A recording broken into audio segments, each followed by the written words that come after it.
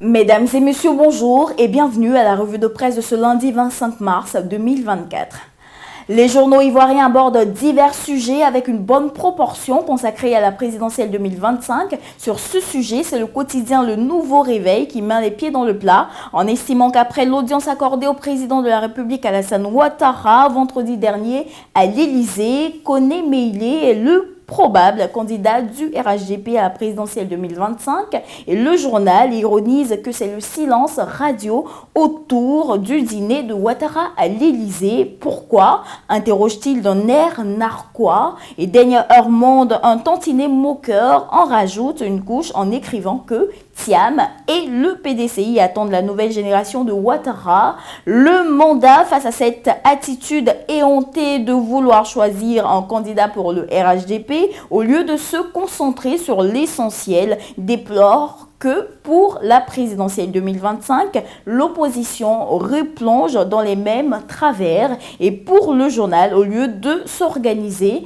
l'opposition menée par Gbagbo et Thiam se grille plutôt dans la perspective de cette échéance pourtant capitale.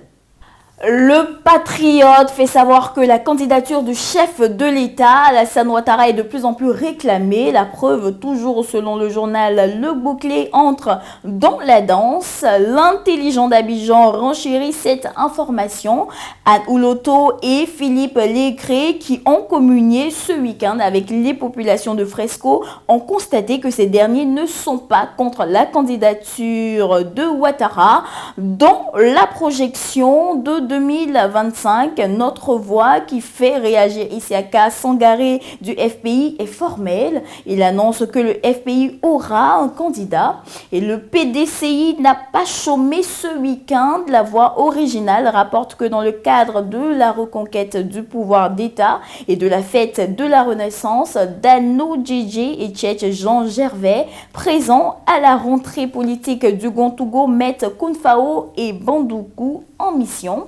Et de son côté, au détour d'une mission à Aboville, Prince Atu Dali, président intérimaire de la Ligue des Jeunes, bat le rappel des troupes et l'expression qui s'aubodore que tout l'activisme du PPACI est pour la candidature de Gbagbo, jette une pierre dans le jardin de ce parti.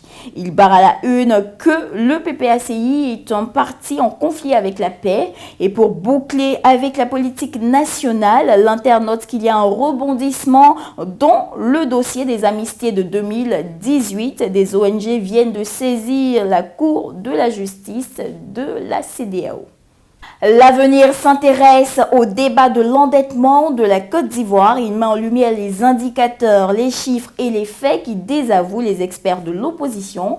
Fraternité Matin, pour sa part, éclaire par le biais d'un entretien avec Dr Daniel Adjafi, présidente de la cellule nationale de coordination du Fonds de lutte contre le paludisme, le sida et la tuberculose sur les bénéficiaires du dit fonds. Il est d'un montant total de 630 milliards de francs CFA.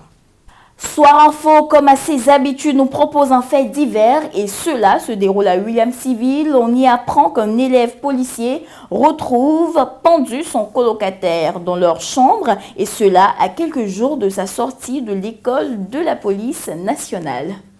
Terminons à l'international, précisément au Tchad, où l'Inter nous informe qu'une dizaine de candidatures a été rejetée dans le cadre de la prochaine présidentielle.